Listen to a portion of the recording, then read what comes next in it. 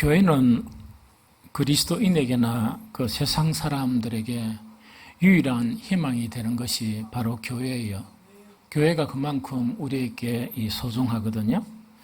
그리고 이제 교회가 세워진다는 것은 또 다른 의미가 어떤 의미인가니까 하나님의 나라가 확장되어지는 것, 또 하나님의 나라가 세워지는 것, 이 의미이기도 합니다. 우리는 이제 3주간 계속 해가지고 이 교회가 세워지는 것에 대해서 계속 살펴보고 있는데 아마 다음 주 이렇게 1시간 더 보고 또 다른 주제로 넘어갔으면 좋겠다 하는 그런 생각이 듭니다. 교회가 세워지는 것에 대한 그 본질적인 것이 우리가 첫째 날에 뭐라고 그랬는가 하니까 이 성도 각자가 온전하게 되는 것하고 대단히 연관이 있다 이렇게 이야기했어요. 그래서 이제 우리가 교회가 세워진다 그러면 어떤 그 한쪽만 이렇게 생각하는 경우가 있거든요. 거기에 이제 숫자적인 그런 이 증가나 혹은 뭐냐니까 교회가 건물이 세워지는 거라 이제 그런 개념을 생각하는 경우도 있는데 그것도 맞아요. 그것도 이루어져야 되거든요.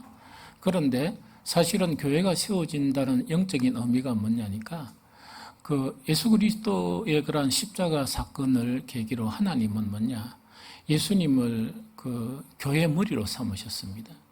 교회 머리로 삼으시고 우리 한 사람 한 사람 도저히 올 수 없는 자리거든요, 사실. 정말 받을 수 없는 그런 초청인데 영광스러운 초청을 받아서 그 교회 머리 대신 예수 그리스도의 몸에 각각의 지체로 우리는 부름을 받은 아주 소중한 사람들이에요. 그런데 문제가 뭔가니까 머리는 완전하시거든요. 머리는 완전하신데 이 몸 안에 소속되어 있는 지체들이 이거 참 이래 좀 거시기하다 이러면 그 교회는 아무리 건물을 많이 짓고 아무리 숫자를 넓혀가더라도 그 교회는 성숙한 교회라고 이야기할 수가 없고 세워지는 교회라고 이야기할 수가 없어요. 그래서 우리 한 사람 한 사람이 교회의 머리이신 예수 그리스도만큼 계속 죽을 때까지 끊임없이 성장해 가야 되는 거예요. 성장한 만큼 뭐냐니까 우리는 이 세상을 향해서 예수 그리스도를 보여주는 그런 교회가 됩니다. 그래서 교회가 세워지는 것에서 본질적인 것이 바로 성도 한 사람 한 사람이 온전한 자로 그렇게 세워져야 한다. 그것하고 연관이 있다는 이야기죠. 또 첫날 두 번째 세 가지 이야기했지만 중요한 두 번째가 뭔가니까 우리는 몸의 지체들이거든요. 지체들은 무엇으로 연결되어 있냐? 마디로 연결되어 있어요. 마디로 연결되어 있는데 하나님께서 우리 각 지체를 성숙하게 하기 위해서 머리이신 예수 그리스도를 통해서 우리가 이 온전한 하나님의 사람이 되는데 필요한 모든 것을 공급해 주세요. 그런데 이 지체들이 서로 이렇게 싸우고 다투고 마음 상하고 이래가지고 이 마디가 막혀버렸어. 그러면은 아무리 하나님께서 머리를 통해서 각 지체들의 그런 성숙을 위해서 뭔가를 공급해 주려고 그래도 절대로 성장하지를 못합니다. 그래서 성도 간의 그런 관계가 아주 이렇게 이 사랑으로 하나 될 뿐만 아니고 사랑 안에는 그 감정적인 요소가 아니고 서로 많은 그런 요소들이 있어요. 그러나 그 요소들을 하나씩 배워가면서 그것을 이렇게 배워가게 되면 자동적으로 어떻게 되는가? 이 머리로부터 모든 필요한 것들이 자동적으로 모든 지체들에게까지 공급이 되면서 절로 교회는 세워진다. 그것이 성경의 한 가지 그런 방법이다 하는 그 자체를 이야기하죠. 지난 주일날 그러면은 이 교회가 세워지는데 또 뭐가 필요하냐? 이러면서 이 두 가지를 나눴습니다. 한 가지는 뭔가니까 예배에 있었습니다. 그런데 보통 사람들이 어떻게 예배가 교회 성장과 중요한 것이냐 이런 생각을 많이 하거든요. 대단히 중요해요. 왜 그러냐니까 옛날에 참 이렇게 성심을 다해서 이 진실된 마음으로 이 복음을 전하는 사람들 중에 다는 아니지만은 혹간에 뭐라고 이렇게 이야기하는 거니까 이렇게 힘쓰고 애쓰고 막 거절당하고 하는 것 중에서 이제 주님을 영접하고 그다음 1:1 양육을 하고 이렇게 이제 시작을 한 거예요. 그런데 그 양반들 중에 이 다수의 그런 고민이 뭐냐니까 어떤 교회로 데려가야 될지 도저히 해답이 없다. 그 이야기였어요. 그럼 이거는 뭐냐니까 교회는 숱하게 많이 있지만은 그 양반 개인적인 생각이겠지. 그러나 개인적인 생각이지만 동의할 수 있는 그런 부분이거든요. 자기가 애써서 이렇게 이제 복음을 전해가지고 한 영혼을 얻었는데 혹시 이 교회에 보내면 거기서 그 영혼을 죽일까 싶어가지고 이렇게 어디로 보낼지 모르겠다. 뭐 이렇게 고민하는 그런 분들도 이렇게 가끔씩 있었거든요. 그럼 그만큼 뭐냐니까 이 교회가 중요한데 교회는 두 가지 그런 표지가 있습니다. 그 표지라는 거는 뭐냐니까 꼭 이것을 또 이렇게 이런 교회가 표지입니다. 이러면 안 됩니다. 안 되고 두 가지 그런 표지가 있는데 하나님과의 관계에서 교회는 뭐냐? 하나님을 예배하는 거예요. 그 예배 안에 찬양이나 모든 것 자체가 포함되어 있거든요. 그것뿐만 아니고 이 세상을 향해서 뭐냐? 영혼을 구원하는 일을 하는 것. 그것이 교회가 가진 그런 두 가지 그런 일이에요. 그런 표지와 같다는 그 이야기죠. 그러면은 복음을 막 전해가 한 영혼을 교회에 이제 데리고 오잖아요. 데리고 오는데 예배가 회복돼야 되는 거야. 우리가 이제 오해하는 것은 하나님께서 내가 기도할 때마다 내 기도를 들어주신다. 그 다음에 내가 톤을 좀 높이면은 더 잘 들어주신다. 뭐 이런 오해를 참 많이 합니다. 내가 금식을 이렇게 탁 하면은 기도를 더 잘 들어주실 것이다.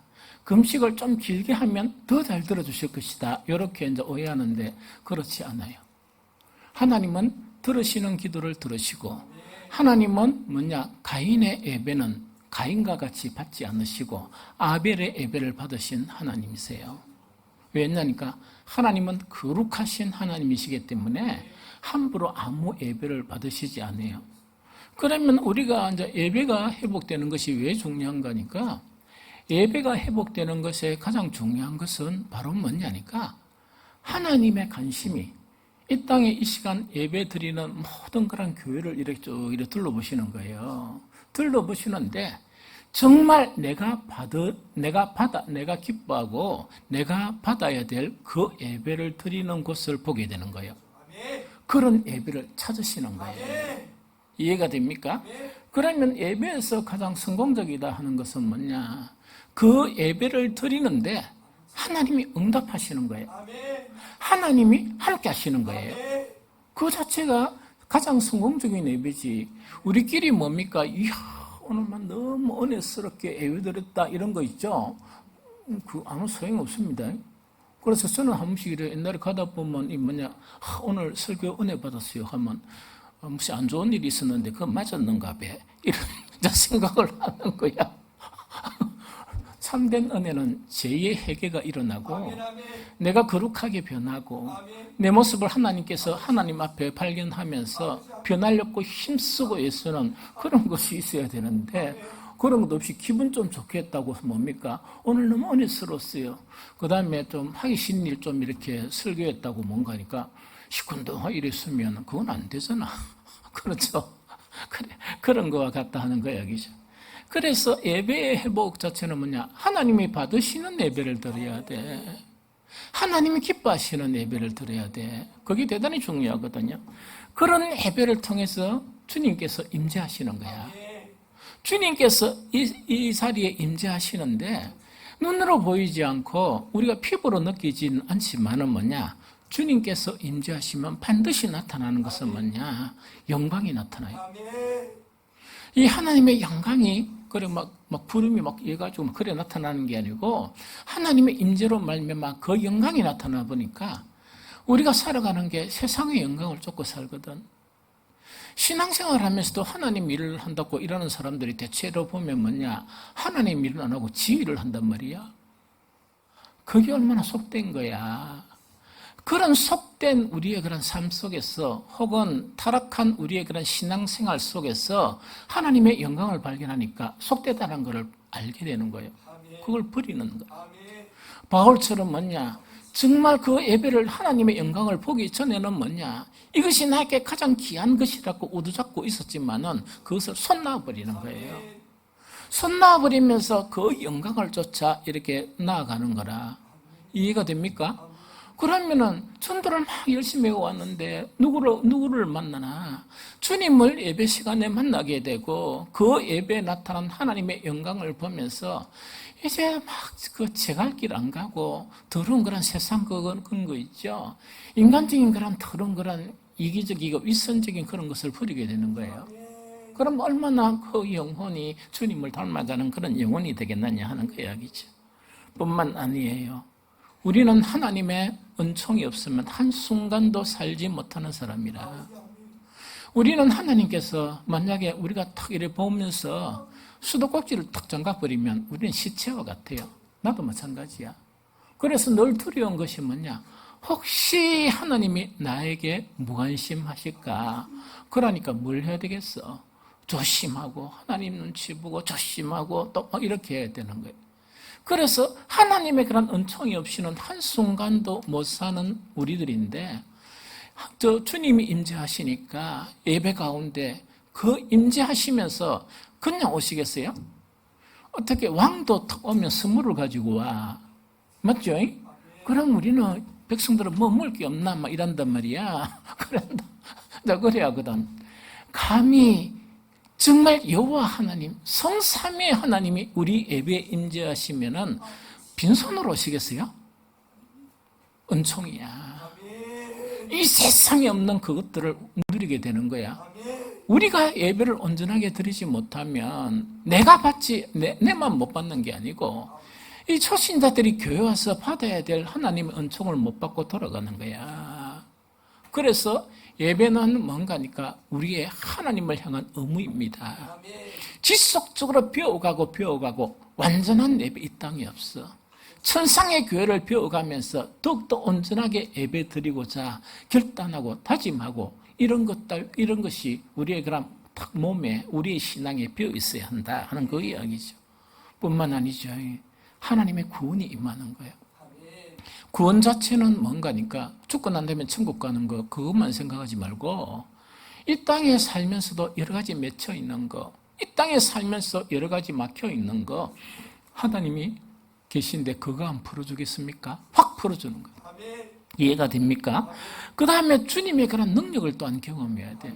무기력해가 아무것도 하지 못하는 내 자신 자체가 하나님의 능력을 받았어. 그 능력으로 이렇게 힘 있는 그런 신앙생활을 하고 사회생활을 하게 된다는 이야기죠. 뭐를 통해서? 회복된 예배를 통해서. 회복된 예배를 통해서. 하나님은요, 지금도 온 땅을 그 밝으신 시선으로 이 두루 감찰하고 계시는 거예요. 뭘 찾느냐 하니까 전심으로 그 마음이 하나님께 향해 있는 자를 찾으시는 거예요. 그러면서 그 사람에게 능력 주시기 위해서 그러는 거예요. 하나님의 은혜나 능력이나 은총이나 아무한테 주시는 거 아니라 오해하면 안 돼. 오해하면 안 돼요. 받을 사람에게 주시는 거예요. 그 중에서 가장 중요한 것이 예배입니다. 이해가 되겠죠? 그러면은 예배 자체가 교회를 세워간다. 예배의 회복이 교회를 세워간다. 너무나 당연하고 당연하죠. 여러분들 뭐 짜다라 주님 위해서 일을 하지 마세요. 예배가 회복되지 않고는 그 일이 아무것도 아니라 일을 하면 문제만 발생해. 하나님의 영광만 이렇게 떨어뜨려. 이해됩니까? 그런다고 또 하는 거 다 중단을 합니다. 이러지 말고. 그것보다 무엇을 먼저 회복해야 되는가? 여러분들의 예배를 회복하세요. 그 예배를 회복하면 주를 위해서 하는 일들에 능력이 나타나고 하나님의 은혜가 나타나는 그런 역사를 경험할 수가 있다 하는 그 이야기죠. 제가 그래도 자랑하려고 그러면 자랑할 게 엄청 많아요. 나는 20대 후반에 주님의 부름을 받았습니다. 그때부터 신학은 하나도 안 하고 하나님의 말씀을 교회 안에서 가르쳤습니다. 요새 그런 사람 있는 건 찾아봐. 전국에. 없어. 그래서 나는 하나님의 특별한 은혜를 받았습니다. 이 무슨 말이겠죠? 그런데 자랑 자체 할 게가 아무것도 없는 게 옛날에는 이 모습이 아니었어. 대단한 열정이었어. 대단한 카리스마가 있고 내 말 한 말 하는데 거절해버리면 그거는 죽은 것 같아. 무슨 말 하겠습니까? 그 다음 제자 훈련하는데 만약 7시 반인데 딱 걔가 7시 반에 누가 떨어지나요? 뭐하라고? 나가? 문장가? 이래가 그럼 끝이야. 이게 무슨 말이겠습니까? 그런 부분이었단 말이야. 그런데 지금 가만히 생각해보면 뒤 부끄러워.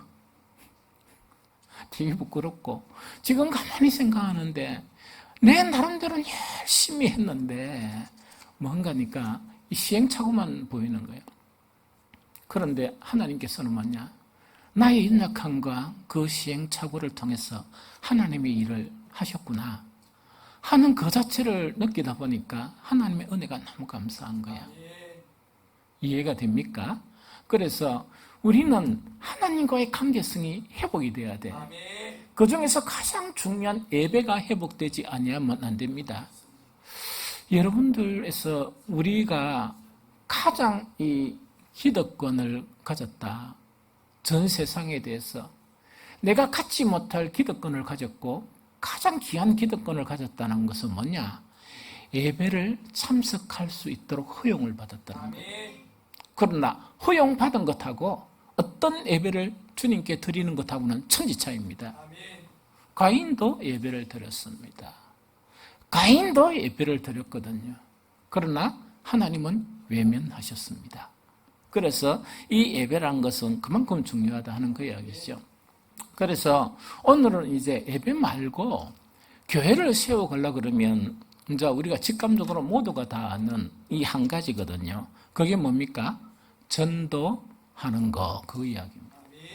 그래서 교회를 세워가는데 이 전도하는 것, 이것 없이는 교회가 세워지지 아니한다는 그 이야기거든요.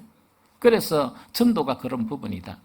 오늘 로마서 그 10장에 우리가 읽었죠. 본문 14절에서 17절은 전도의 그런 필요성에 대해서는 너무나 잘 설명이 되어 있는 거예요.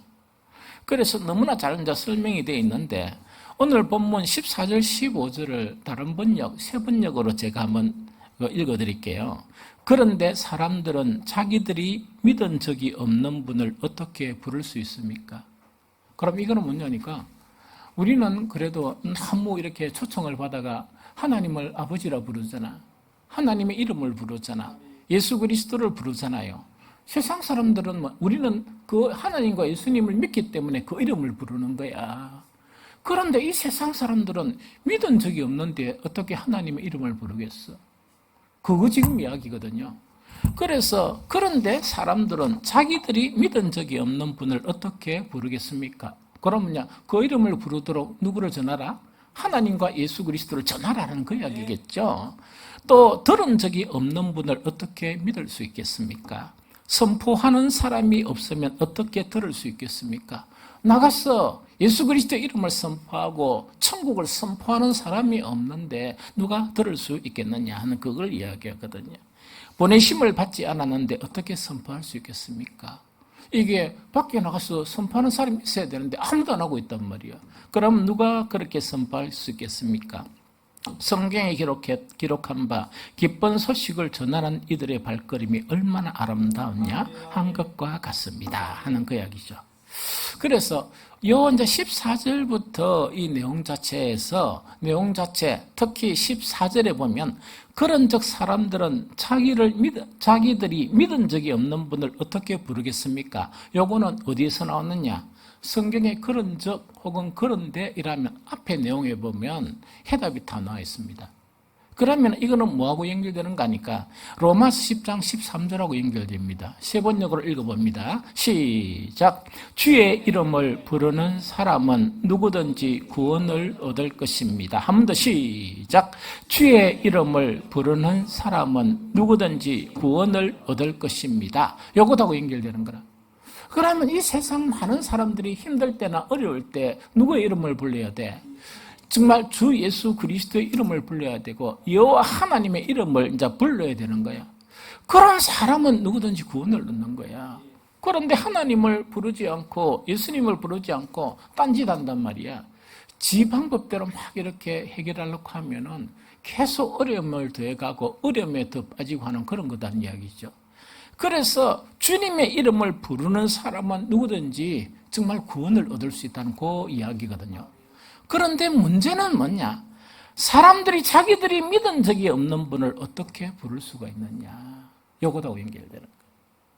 예수님의 이름을 불러야 되는데, 여호와 하나님의 이름을 부르면서 이렇게 구원을 외쳐야 되는데 들은 적도 없고 믿은 적도 없는데 어떻게 부를 수 있겠느냐? 그러면서 그 뒤에 보면 뭐냐니까 참 이렇게 어찌 하는 이 단어 있죠. 요것하고 연관돼 가지고 세 가지를 이야기합니다. 들은 적이 없는 분을 어떻게 믿을 수 있겠습니까? 그 다음에 선포하는 사람이 없으면 어떻게 들을 수 있겠습니까? 그 다음에 보내심을 받지 않았는데 어찌 선포할 수 있겠습니까?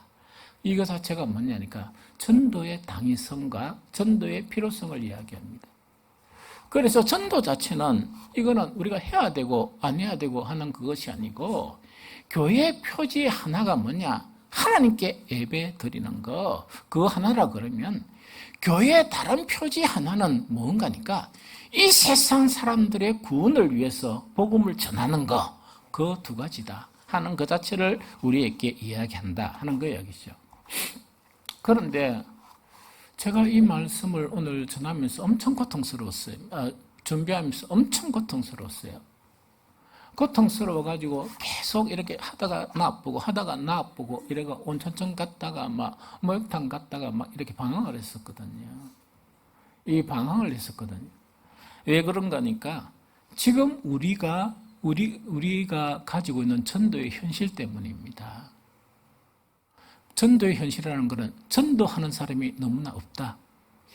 일을 하는 사람은 있어요. 그러나 전도의 일을 하는 사람은 없다는 이야기거든요.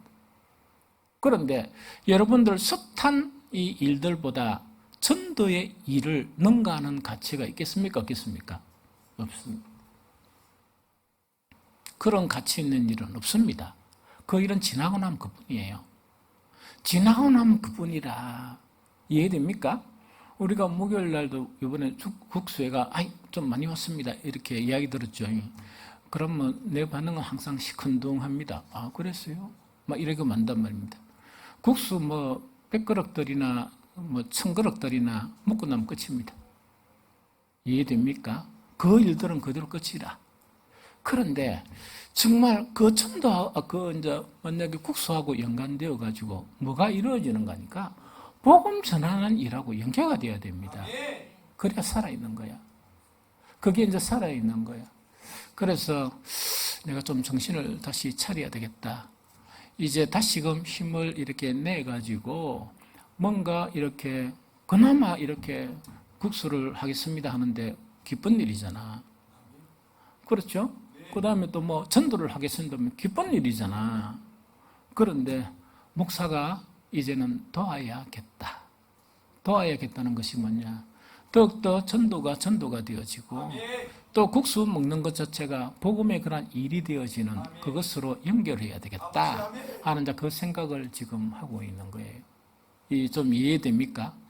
그래서 우리가 정말 이 영혼 구원에 대한 부분은 이 세상에 대한 우리의 가진 의무이고 정말 지어마신 예수 그리스도께서 유언과 같이 우리에게 명령한 지상 최고의 명령입니다. 이해가 됩니까? 그런데 우리의 그런 전도 현실은 어떤 건가? 신앙생활하면서 가장 힘든 게 전도입니다. 가장 힘든 게 전도거든요. 또 현실이 어떤가 하니까 이제 이걸 하나씩 이렇게 옛날 생각을 이렇게 더듬어 가면서 이제 정리를 몇 가지를 해봤거든요. 전도가 왜 어려운가 하니까 제일 첫 번째로 뭐냐니까 우리는 무엇을 전합니까? 예수 그리스도를 전하는데 예수 그리스도를 전하는 이유가 천국이죠. 천국을 소유하도록 전한단 말이에요.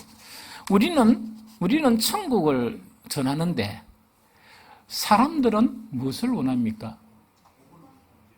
보이는 천국을 원해요.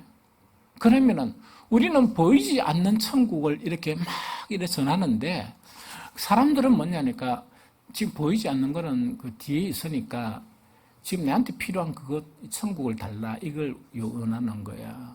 그러니까 이게 너무 힘든 거야. 그래서 그런 개혁 때문에 고통하거든요. 성경 하나 읽어보면 로마서 8장 24절을 같이 읽겠습니다. 로마서 8장 24절, 자 시작. 우리가 소망으로 구원을 얻었음에 보이는 소망이 아니니 보는 것을 누가 바라리요. 복음의 핵심입니다. 우리 신앙의 핵심이에요. 우리는 소망으로 구원을 얻었는데 보이는 소망이라는 것은 이 세상 사람들이 원하는 자기들의 천국이야. 하나님, 우리가 가야 될 자기들의 천국, 이걸 원한단 말이야. 각종 것들을 원한단 말이야. 보이는 것들. 당장 이것 주고, 이걸 해결해 주고 하는 거죠. 그걸 원하는 거예요. 그런데 우리가 그 소망으로 구원을 얻었다는 거랑 보이는 것 자체가 아니라는 이야기거든요. 보이는 것 자체는 이 세상에 있는 것이니까 뭘 하든 하려고 얻을 수가 있잖아. 보이지 않는 천국. 본질적인 천국은 노력해도 안 되고, 옛날에 막 찬양할 때 돈으로도 이게 못 사고, 이 세상 그 어떤 거라도 가질 수 없는 것이 이렇게 본질적인 그런 천국이거든요. 이거의 개념에 대한 현격한 차이 자체가 뭔지 아니까 전도를 힘들게 만드는 거야. 이해가 되겠죠? 그런데 이러다가 더 힘든 거는 뭐냐? 옛날에 그래도 수십 년 전에 성도들은 뭐냐? 보이지 않는 천국에 대한 소망을 가진 분들이 좀 있었거든요, 꽤. 그런데 요새는 뭐냐? 교회 예배 드리는 사람은 그 천국을 세상 사람처럼 좀 싫어하는 거야. 싫어하고 보이는 천국을 향해서 달려가는 성도들이 또 너무 많은 거야. 그러다 보니까, 이거 이제 보이지 않는 천국을 이렇게 전하는데, 천국이 가까웠다. 이걸 전해야 되는데, 교회 다니는 사람들도 다 그리 안 하는데 왜 그럽니까? 이러면 할 말이 없잖아. 이 무슨 말이겠죠? 그만큼 전도 현실이 이렇게 나쁘게 되었다. 상황 자체가 아주 고약한 그런 상황이 되어버렸다 하는 그 자체거든요. 그러다 보니까 참 복음 전하는 게 힘들다 하는 그 이야기고, 두 번째 뭐냐니까 이와 유사한데 우리가 전하는 것은 영혼 구원이에요. 우리는 영혼 구원을 전하지만 사람들이 원하는 것은 실존 문제를 해결해 달라, 이걸 원하는 거라. 이해가 됩니까? 그래 목사가 이제 영혼 구원을 전한단 말입니다. 영혼 구원을 전하는데 사람들이 만약에 이걸 어떻게 하면 잘 먹고 삽니까? 개입이 납니까? 개입이 안 납니까? 엄청난 개입이 나잖아요. 이런 부분이거든. 그런데 그 복음 안에는 우리 인생의 실존 문제를 해결해 줍니까? 해결해 주지 않습니까? 해결해 주거든요. 해결해 주는데 이게 성경을 잘 이해해야 됩니다. 영혼 구원이 먼저예요. 실존 문제를 해결해 주면 영혼 구원을 놓치는 경우가 너무 많습니다. 이게 무슨 말인지 좀 알겠죠? 그래서 우선이 영혼 구원이고, 실존 문제의 해결은 무엇을 통해서 이루어집니까? 믿음을 통해서. 모든 실존 문제의 통로가 믿음이에요. 그러면은 이제 사람들이 이제 실패하는 게 뭔가니까, 실존 문제를 가지고 계속 교회 나오면 그 문제가 해결된다, 그 문제가 해결된다, 이런 분들이 많거든요. 그거는 잘못하면 영혼을 망칩니다. 그리고 자기는 열심히 했는데 나중에 더 어렵게 만드는 경우가 많아요. 조심을 해야 되거든. 그 문제는 하나님과 그 사람의 개인이고, 우리는 이 사람의 믿음을 도와줘야 되는 그 역할을 해야 되는 거야. 그런데 그 믿음을 도와줘야 되는데 다른 방법으로 이렇게 잘못 이렇게 전달이 되면 이 문제가 상당히 납니다. 그래서 우리나라에 보면 뭐냐, 이렇게 한 번도 예수님을 믿지 않는 사람들도 있지만 보통 교회에 왔다가 세상에 돌아간 사람들이 더 많아요. 그러면 어떤 게 더 어렵냐? 교회에 왔다가 세상으로 돌아가는 사람의 전도가 너무너무 어려워요. 그게 뭐냐니까 우리 성도들이 좀 잘못했어 그래. 이렇게 막 기도하고 하나님을 의탁하고 이래야 되는데 자기가 막 이렇게 해결해 주려고 하거든. 그거는 절대로 대단히 위험한 짓이야. 대단히 위험한 짓이야. 그러면 우리는 이 사람이 뭐냐니까 그 문제를 해결받을 수 있는 무엇이 필요해? 믿음이 필요하니까 그것을 위해서 기도해주고 계속 믿음을 이렇게 성장시키려고 노력하는 이게 양육입니다. 그래서 전도만 있으면 안 되고 전도 그 후에는 뭐가 이루어지는가? 양육이 있어야 돼요. 그래서 제가 용기를 내가지고 내가 사실은 제자 삼는 일의 전문가인데 우리 교회에 와가지고 제1기 제자 훈련하고 끝났어요. 그런데 제가 내년에는 제2기 제자 훈련을 시작할 거야. 그런데 그게 이제 좀 걱정은 야 이게 되겠나? 왜냐니까 내가 청춘도 아니고 되겠나 이래 싶은데 그래도 지금 안 하면 못한다 하는 그런 생각 가운데 하는데 이번에는 어떻게 하는가? 아무나가 아니고 선발해가지고 그 뭐 다수가 아니고 소수 이렇게 할 겁니다. 할 수 있는 사람만. 그게 이제 양육이라고 그래. 그래서 교회는 뭔가니까 복음이란 것 안에는 전도하는 것과 양육 자체가 연관된 것으로 나타나지 않으면 진정한 복음이라고 말할 수가 없습니다. 좀 이해가 되겠죠? 그래서 우리는 영혼 구원을 이렇게 전하는데 이 사람들은 실전의 문제 해결을 자꾸 원하는 거라 이걸 해결해 주면 교회 나올게요. 저게 해주면 교회 나올게요. 이래가지고 그래서 이런 사람들은 뭐냐? 한 가지 문제가 해결됐어. 해결되니까 교회 나오겠어요? 안 나오겠어요? 나오기는 나와. 다음 문제가 생기는 거야. 다음 문제가 생기는데 해결해 주시오 이랬단 말이야. 해결 안 해봤어. 다시 세상으로 가는 거예요. 그런 사람들은 다시 교회 올 확률이 좀 적습니다. 그래서 우리는 복음을 전하면서 제가 옛날에 막 이렇게 제자 삼으면서 복음 전하면서 가장 외로운 것이 가만히 좀 내버려 두면 괜찮은데 뭔가를 도와준다고 이렇게 옆에서 해가지고 너무 막 힘들게 만드는 거예요. 실컷 내가 뭔가를 만들어내면 도와준다고 이렇게 뭐라 하노 이렇게 막 도와준다는 게 엄청나게 힘들게 만들어버리는 거야. 좀 알겠죠? 그래서 우리가 주님의 일을 하는데 특히 영혼들을 다루는 일을 하는 데는 대단히 신중해야 되고 말씀의 이해도가 높아져야 됩니다. 영성 자체도요 아주 높아져야 되거든. 이것 자체가 뭐냐 대단히 중요하다는 그 이야기거든요. 그 다음 이제 세 번째 이제 전도의 그런 난해성 자체가 뭔가니까 이런 부분이에요. 지금 복음 전하는 사람들이 별로 없거든. 전도하는 사람 우리 교회도 보면 없잖아 별로. 많이 없단 말이야. 없는데 그 중에 이제 복음 전하는 사람들이 좀 있다 아닙니까? 있다 그러면 이 사람들의 영적인 수준하고 이 세상 사람들의 그런 불신의 그런 벽 있죠. 불신의 벽이 차이가 너무 나는 거예요. 그러면 복음이 되겠습니까? 안 되겠습니까? 그래서 안 되는 거야. 그럼 이거는 뭐냐니까 그나마 전도를 하는데 주님 내라도 해야 안 되겠습니까? 해가 이제 전도를 했단 말이야. 했는데 쉽게 하면 영성의 레벨이 한 2 정도밖에 안 되는 거야. 지금 불신자들의 그런 뭡니까? 불신의 그런 벽의 그런 레벨이 있지, 파워. 이거는 한 12가 되는 거야. 그럼 끄적끄적 해가 되겠습니까? 안 되겠습니까? 이게 지금 아주 현실적인 걸 이야기하는 거예요.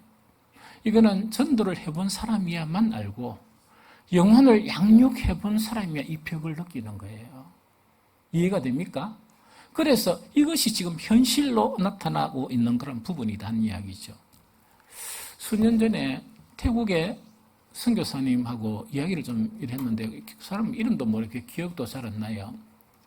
뭐라고 하는 거니까 태국은 절대 다수가 불교잖아? 절대 다수가 불교거든요. 그러면서 내보고 이야기하는 게 태국 선교한다 그러면 그 가짜들이 많거든요. 그 이야기였어.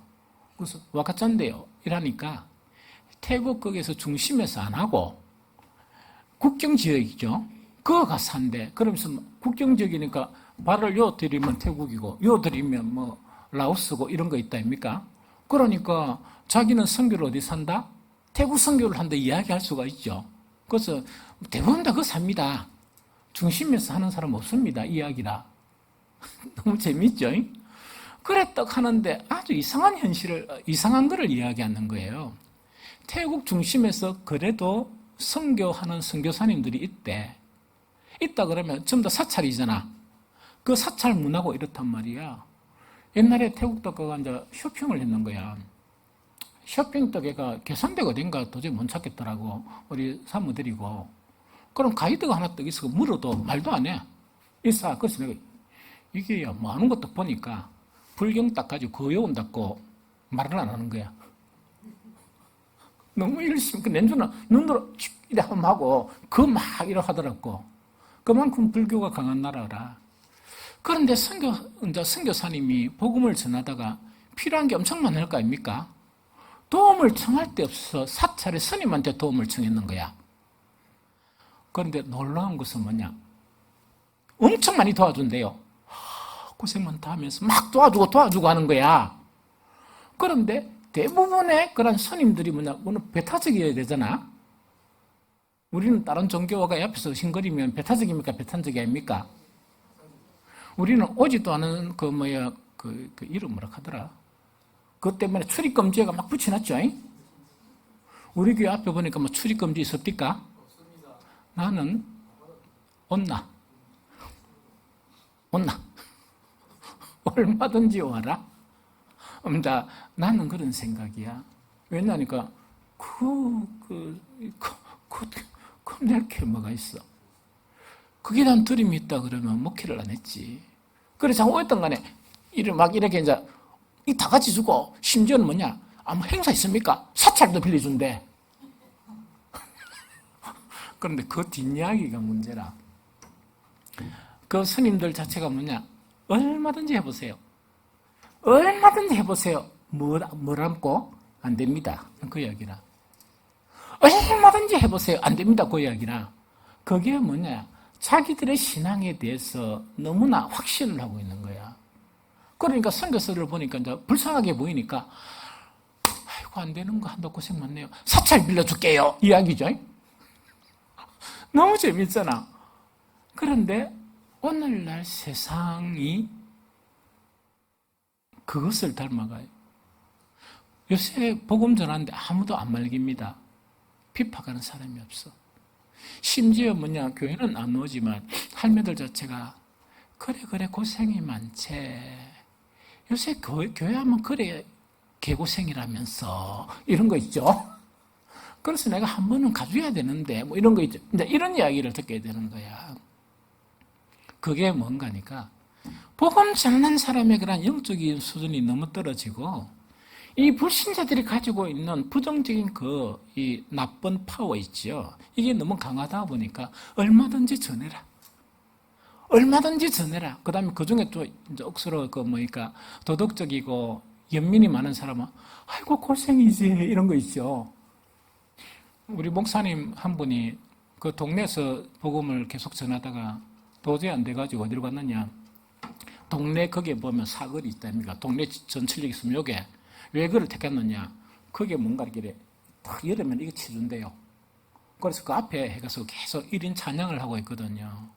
찬양하는데 목사님 와요 하니까 딴 거는 괜찮은데 딴 거라는 거는 뭐 커피 주고 뭐 이런 거는 괜찮은데 뭐 봉투를 주고 뭐 이런 거는 괜찮은데 할머니들이 와가 고생 많지 해가지고 고개가 1,000원을 주고 간대. 그래서 목사님 내가 이런 거를 받고 있다. 그래서 그거라도 받으시오. 막 속이 터지가 그래도 선다고 있는데 그럴 때 막 사람들이 뭐 얼굴이 화끈거린데 그만큼 다 동정을 받고 있는 거야. 이게 무슨 말이겠습니까? 그래서 복음 전하는 게 현실적으로 이만큼 힘들다 하는 그런 부분입니다. 그 다음에 또 한 가지 문제는 뭐냐니까 전도에 대한 성도들의 실패감이야. 이 실패감 있죠. 한 사례가 뭔가 이건 몇 년 전부터 일어났습니다. 지금 뭐냐니까 큰 교단에 그 신대원 있죠. 옛날에는 한때는 그거 가려고 하면 재수했습니다. 재수하고 삼수하고 막 이랬거든요. 그다음 그 신림동인가 어디가 막 고시촌 있죠. 그 주변에 학원도 있었습니다. 그래서 공부해가지고 그 이제 들어가려고 이랬거든요. 그런데 얼마 전부터 미달이냐 미달 아니냐 그것 때문에 막 고민을 하고 있는 거예요. 미달 사태가 일어나는 거예요. 대형 교단의 신대원의 미달 사태가 지금 일어나고 있는 거예요. 그래서 한 번씩 뭐냐, 그래 채웠어요. 채웠다는 건 뭐냐, 뭐 가령 10명 뽑는데 몇 명이 왔다고? 10명만 왔다는 이야기라. 문제는 뭐냐, 신대원 졸업생들 중에서 개척하고자 하는 사람이 없어요. 개척하고 하는 것 자체가 이거는 아무도 없어. 차라리 놀면 놀았지, 임지가 없으면 놀면 놀았지 개척은 안 한다. 왜? 개척 이권은 뭐라고? 실패다 하는 그런 실패감에 젖어 있는 게 우리같이 현실을 사는 우리들이야.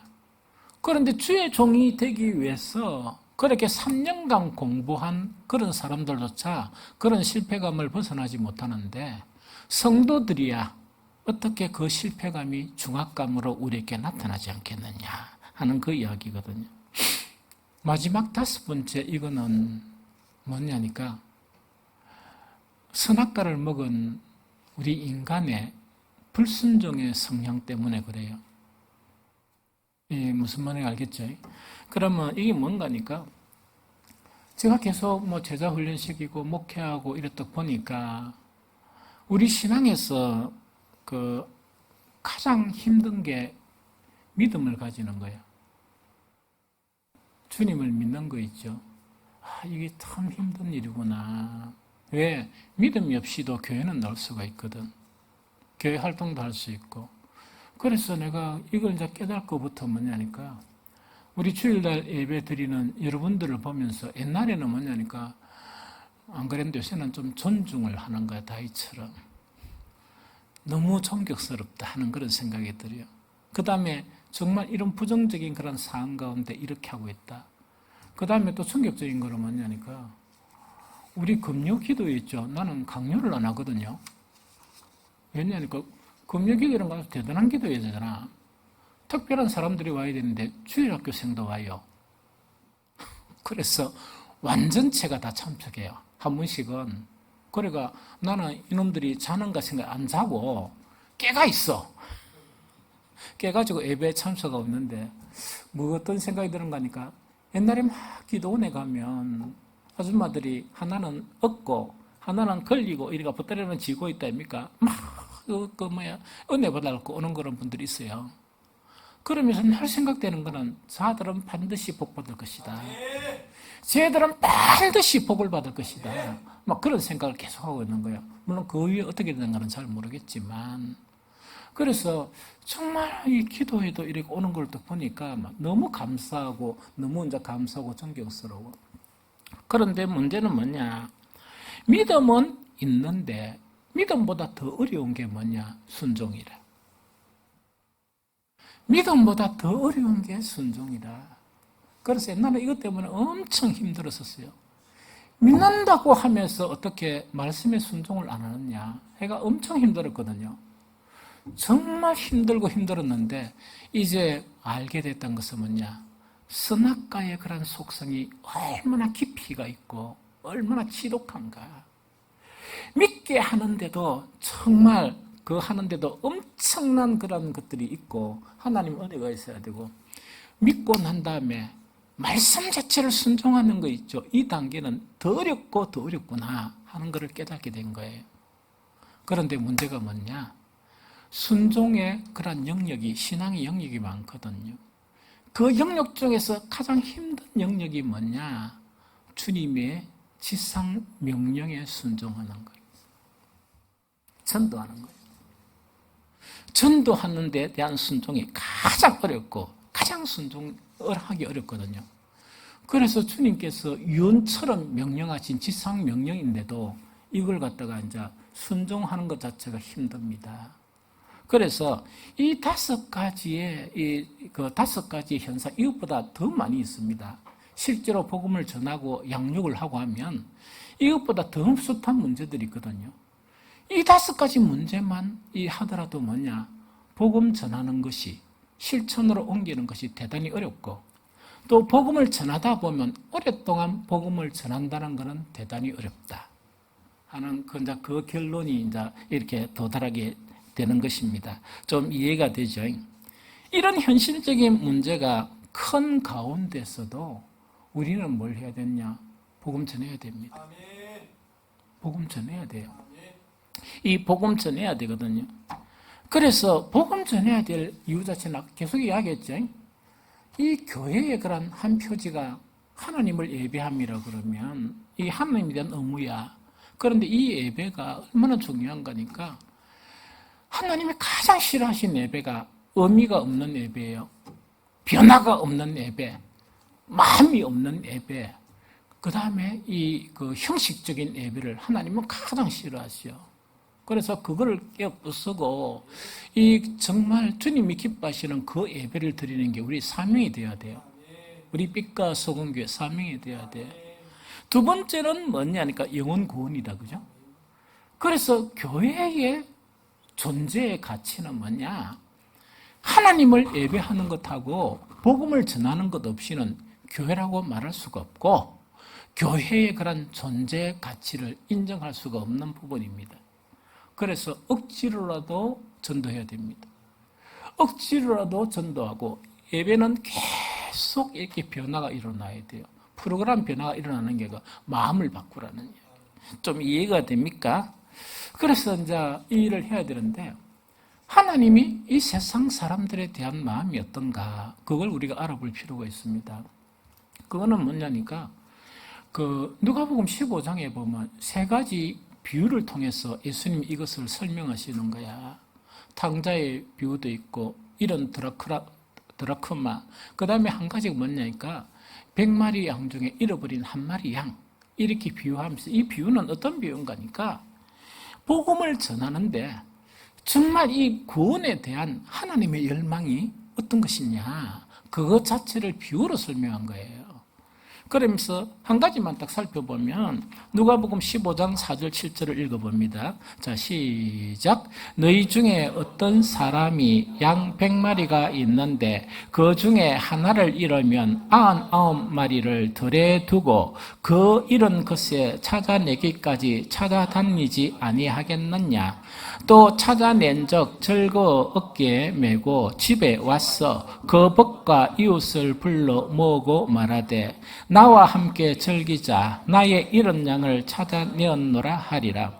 내가 너희에게 이르노니 이와 같이 죄인 하나 사람이 회개하면 하늘에서 회개할 것이 없는 의인 99으로 말미암아 기뻐하는 것보다 더하리라 하는 이야기죠.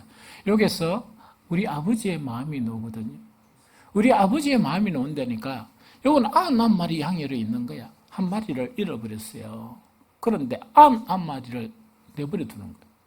내버려 두면서 잃어버린 그 한 마리 양을 찾을 때까지 찾으시는 분이 우리 아버지 하나님이시다. 찾을 때까지 찾으시는 분이시다. 이거 자체를 보면서 뭐냐?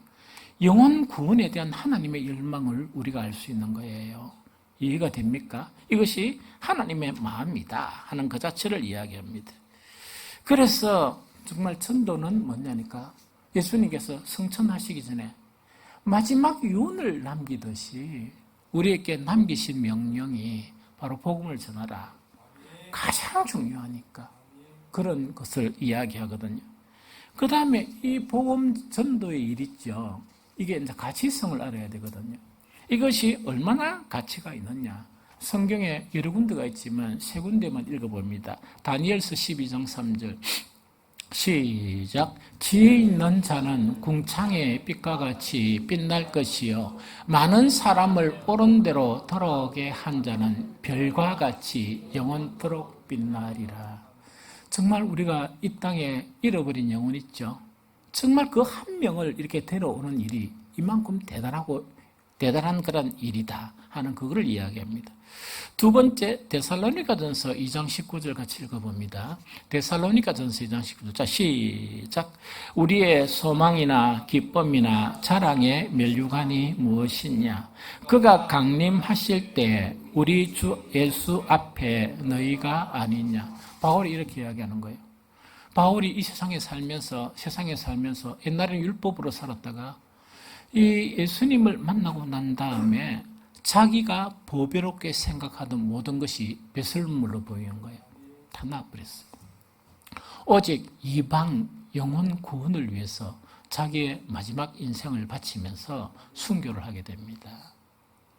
그러면서 그 데살로니가 교회 교인들에게 이야기하면서 어떻게 이야기하는가 하니까 내가 이제 곧 하나님의 나라에 가게 되는데 그때 되면 내가 받을 면류관이 뭐냐? 너희다.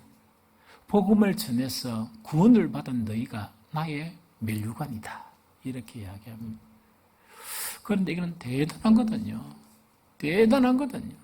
그래서 이것이 복음 전한다는 의미고 한 가지만 더 보면요. 고린도서 3장 6절과 9절을 같이 연거푸 읽어보겠습니다. 시작. 그가 또한 우리를 새 언약의 일꾼 되기에 만족하게 율법 조문으로 오직 영으로 함이니 율법 조문은 죽이는 것이요 영은 살리는 것이니라. 아멘. 그럼 이거는 뭐냐니까 바울이 고린도 이 후서 3장에 그 새로운 용어를 사용하는데 그게 뭐냐니까 뭐 이게 딴 용어가 새 언약의 일꾼 이렇게 이제 스스로 이제 칭하는 거야. 바울하고 같이 이제 통역하는 모든 사람들에게 그거는 뭐냐니까 그 옛날 구약은 옛 언약들이죠. 옛 언약들로 구성되었는데 예수 그리스도께서 이 땅에 오심으로써 뭐냐? 새 언약을 우리에게 체결하셨어요. 그러나 옛날 언약이 폐해진 것 아니고 옛날 언약을 더 완전케 하는 새 언약을 우리에게 주셨는 거예요. 그럼 새 언약의 일꾼이라는 것은 뭐냐? 예수 그리스도의 복음을 전하는 그것을 새 언약의 일꾼이라고 그럽니다. 그러면서 예수 그리스도의 복음을 전하는 일이 얼마나 가치 있고 영광스러운가 하니까 유대인들이 정말 깜짝 놀라면 이렇게 뭐 자다가도 깜짝 놀라는 게 뭐냐? 모세만 하면 그 이름 때문에 깜짝 놀라는 거예요. 왜냐니까 모세를 통해서 모세가 무엇을 가져왔다? 시내산에서 이렇게 율법을 가져왔거든. 말씀을 가져왔고 그 다음에 또 이렇게 출애굽하면서 정말 또 시내산에서 약 1년 동안 뭐냐니까 율법의 말씀을 전합니다. 하나님의 말씀을. 그래서 뭔가니까 이 유대인에게서 모세는 아주 대단한 분이죠. 그런데 바울이 뭐라고 하는가 하니까 우리가 모세가 아니지만 우리는 새 언약의 일꾼, 즉 복음을 전하는 사람은 새 언약의 일꾼인데 모세보다 더 위대하다. 왜? 모세는 율법을 전해서 율법은 사람을 죽이는 거죠. 정죄하는 거죠. 새 언약의 복음은 사람을 살리는 거거든. 그래서 이것이 더 이렇게 영광스러운 직분이다 하는 그것을 이야기합니다. 이해되겠죠? 그래서 우리 성도들에게요. 내가 가장 주님 앞에 존귀하게 되고 주님 앞에 영광스러우려 그러면 우리가 할 일이 많다 그랬죠? 뭐 교회 보면 할 일이 엄청 많잖아요. 그거 많은데 복음을 전하는 천국 복음을 전하는 일을 능가할 수 있는 것은 아무것도 없다. 능가할 수 있는 그 가치성을 지니는 건 아무것도 없습니다. 그래서 힘든 상황이지만 우리가 힘을 내고 용기를 내야 돼요. 데살로니가서 1장 5절을 한번 읽어볼까요? 시작. 이는 우리 복음이 너희에게 말로만 이런 것이 아니라 또한 능력과 성령과 큰 확신으로 된 것입니다. 내가 확신하는 말씀이 있죠.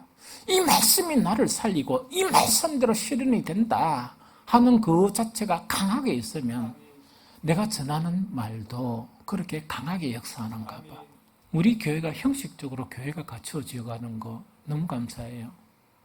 저 금요기도나 우리가 막 그 코로나 때나 이거 아무 관계없이 계속 예배를 지킨 거, 새벽 기도가 계속 지속이 되고, 그 다음에 어쨌든 간에 전도도 하고, 그 다음에 다른 이렇게 봉사도 하고, 이런 것들이 형성되니까 너무나 감사하고 너무나 감사해요. 그런데 이 모든 일의 가장 기초가 복음 전도입니다. 복음 전도고, 복음 전도만으로 안 되고 다음 주에 교회를 세워가는 네 번째 시간에 양육을 이렇게 말씀드릴 거거든. 이 양육, 이것 자체가 형성이 되어야 교회는 세워집니다. 그래서 우리가 절망하지 말고 힘을 내어가지고 용기를 얻어서, 그래서 너무 좀 재밌잖아. 아니, 여러분들이 설교하는 그걸 것들이 좀 편집해가, 이래가 계속 이래 공급해주고, 그것과 이제 기도하고, 이랬는데, 엉뚱돼서 능력이 나타나. 엉뚱된 아니지. 하나님이 예배하신 곳에 막 기적처럼 나타나가지고, 나도 처음에는 무엇이 좀, 이게 무슨 이런 일이 나타나나 싶을 정도로 나타나는 거예요. 이해가 되죠? 오늘날도 여전히 하나님의 능력은 임합니다. 우리가 어떻게 전도하느냐에 따라서 능력 있는 그런 복음을 전할 수 있는 우리가 될 수 있거든요. 그래서 힘을 내어서 우리 하나님의 나라를 확장하는 일에, 그 가치 있는 일에 같이 동참하는 저와 여러분들이 되시기를 예수 그리스도 이름으로 축복합니다.